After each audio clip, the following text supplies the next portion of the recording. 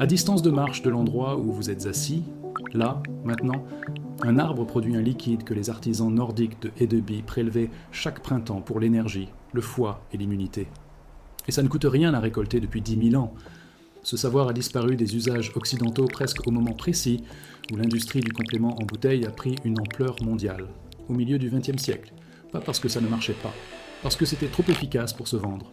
Ce que vous allez apprendre à recueillir, c'est la sève de bouleau. Brute, chargée en minéraux, active en enzymes, et une seule décision, dans les prochaines minutes, déterminera si la vôtre est puissante ou juste de l'eau. Else Røsdal a montré dans The Vikings, Penguin 1987, que les communautés nordiques, de Birka à Hedeby, entretenaient avec les ressources forestières un rapport méthodique et volontaire. Pas une cueillette occasionnelle, mais une récolte organisée, saisonnière, intégrée au rythme de l'année. Le bouleau était un arbre utilitaire. L'écorce pour le goudron, le bois pour les bateaux, l'écorce interne comme nourriture de famine. Et la sève, chaque printemps, avant la première feuille. Le mécanisme qui rend cette sève biologiquement hors norme n'est pas dans l'écorce visible. Il agit sous terre, en ce moment même, sous une pression impossible à deviner depuis la surface. Et vous allez comprendre exactement ce que fait cette pression après avoir appris à l'intercepter. L'erreur que font la plupart des gens quand ils essaient, c'est de percer trop profond. Cette seule faute ruine l'entaille et blesse l'arbre. Ne percez pas le bois de cœur. Vous comprendrez pourquoi la profondeur compte autant dès que vous aurez l'outil en main. Trouvez un bouleau. Bouleau verruqueux, bouleau pubescent, n'importe quel membre du genre Betula. Le tronc doit faire au moins 20 cm de diamètre. En gros, la largeur de vos deux poings côte à côte.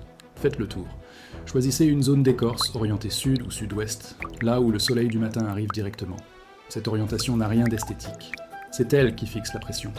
Marquez l'endroit à hauteur de genou, légèrement décalé des grandes lignes des racines.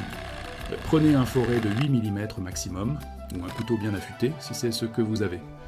Vous faites un trou en pente descendante, 30 degrés sous l'horizontale, dirigé légèrement vers le centre de l'arbre. N'enfoncez pas à plus de 4 cm. Vous sentirez la résistance changer en traversant l'écorce fibreuse, puis l'aubier dessous. Arrêtez-vous au moment exact où ça change. L'aubier est pâle, presque blanc, et si le moment est bon, le liquide apparaît en quelques secondes dès que le forêt ressort.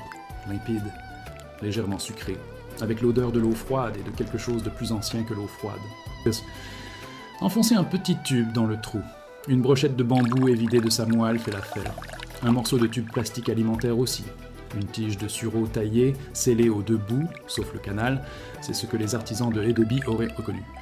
Le tube doit pencher vers le bas pour laisser la gravité travailler. Enfoncez-le assez pour qu'il tienne 100 jours, pas au point de fendre l'aubier autour de l'entrée. Notez que la sève n'arrive pas d'un coup, mais par rythme.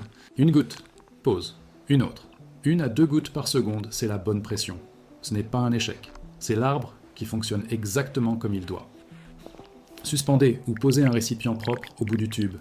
Un bocal en verre, un pot en terre, une bouteille plastique dont on a coupé le haut.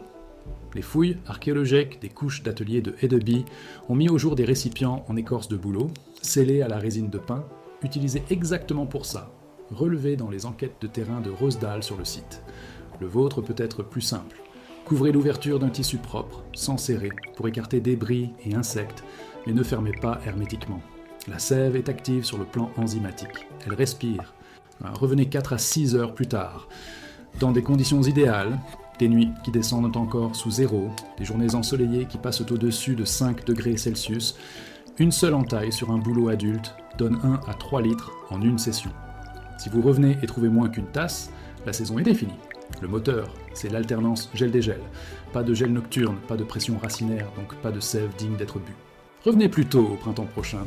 La fenêtre existe, et elle est étroite. Maintenant, l'étape qui séparait les récolteurs nordiques efficaces de ceux qui revenaient devant une entaille mourante. Ce n'est pas le perçage, ce n'est pas le récipient, c'est l'obturation. Quand la collecte est finie, retirez lentement le tube et enfoncez fermement dans le trou une cheville de bois dur, de liège ou de cire d'abeille roulée, bien ajustée, jusqu'à affleurer l'écorce. L'arbre n'a pas besoin d'aide pour cicatriser, mais il faut refermer la blessure pour qu'il ne perde pas sa pression de sève pendant la nuit. Une entaille bien bouchée sur un arbre sain peut être rouverte et utilisée 3 à 5 printemps d'affilée. Une entaille laissée ouverte se vide, stresse le cambium et se referme pour de bon. Un seul geste, 30 secondes. La différence entre une ressource et une extraction unique. Buvez la sève fraîche dans les 24 heures au froid. Après 48 heures, elle fermente. Une autre boisson, utilisée volontairement dans les communautés nordiques, mais pas celle que vous avez récoltée aujourd'hui. La sève crue et fraîche, c'est le tonique du printemps. Elle est presque incolore, légèrement sucrée au fond de la gorge, et s'absorbe plus vite que l'eau pure. Avant d'en boire une portion pour la journée, goûtez-en d'abord un peu. La limpidité doit être parfaite. Incolore à légèrement doré, jamais trouble, jamais chargé de particules. Les relevés ethnobotaniques scandinaves traditionnels, compilés dans les archives de médecine populaire finlandaise et norvégienne, indiquent 1 litre par jour pendant la période de récolte comme dose standard. Cette fenêtre dure 2 à 4 semaines, ce qu'un usage annuel régulier fait aux marqueurs métaboliques à long terme sur toute une vie. C'est précisément là que la science est sur le point d'arriver. Un principe physique explique pourquoi ce n'est pas de l'eau souterraine aromatisée. Il explique pourquoi la teneur minérale est d'une précision rare. Et il explique pourquoi la seule fenêtre qui compte, c'est celle du printemps. L'arbre ne filtre pas passivement l'humidité du sol.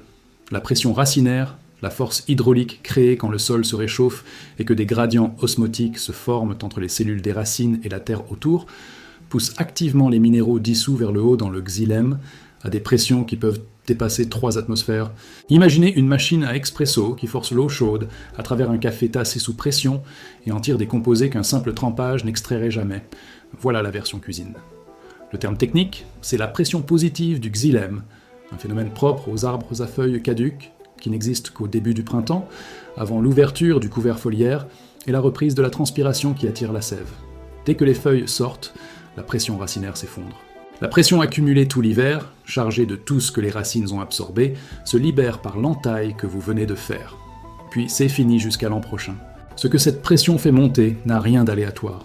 C'est du potassium, du calcium, du magnésium, du manganèse, de l'acide folique, de l'acide malique et du xylitol, un sucre que votre foie métabolise sans déclencher de réponse insulinique. Le ratio potassium-magnésium-calcium de la sève de bouleau fraîche reflète le profil minéral des solutions électrolytiques de grade hospitalier, formulées pour la réhydratation intraveineuse post-opératoire.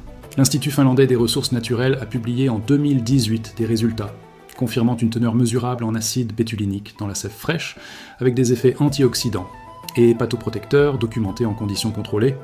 Ce savoir a reculé de la médecine populaire européenne dominante, presque à mesure que l'industrie du complément alimentaire montait. Pas parce que les études ont échoué, parce qu'on ne peut pas breveter l'arbre. Si ça vous a donné quelque chose d'utile tout de suite, abonnez-vous et partagez ça avec une personne qui paie chaque mois pour ce que vous venez d'apprendre à récolter dans le sol. Chaque vidéo de cette chaîne coûte moins que ce que vous économiserez dès la première semaine. Neil Price, dans The Viking Way, Cambridge, 2019, décrit les habitants de Birka, un centre commercial nordique actif de 750 à 975 de notre ère, traversant des mois de nuit hivernales, de nourriture stockée et salée, et un froid qui aurait dû réduire leur défense immunitaire à presque rien chaque printemps. Ils n'avaient pas de pharmacie, ils avaient un bosquet de bouleaux, et le savoir du bon moment pour les entailler. Ce savoir est toujours là, les arbres aussi, et la pression monte en ce moment même sous terre, dans des racines de bouleaux à distance de marche de l'endroit où vous êtes. Vous êtes quelqu'un qui tire du sol des ressources qu'aucune entreprise ne peut étiqueter. Le bosquet de bouleaux de Birka produit encore. L'arbre ne sait pas que 1000 ans ont passé, il fait exactement ce qu'il a toujours fait. Et maintenant, vous aussi. Si ça vous parle, la technique suivante est déjà tournée et vous attend. Et elle coûte encore moins que celle-ci.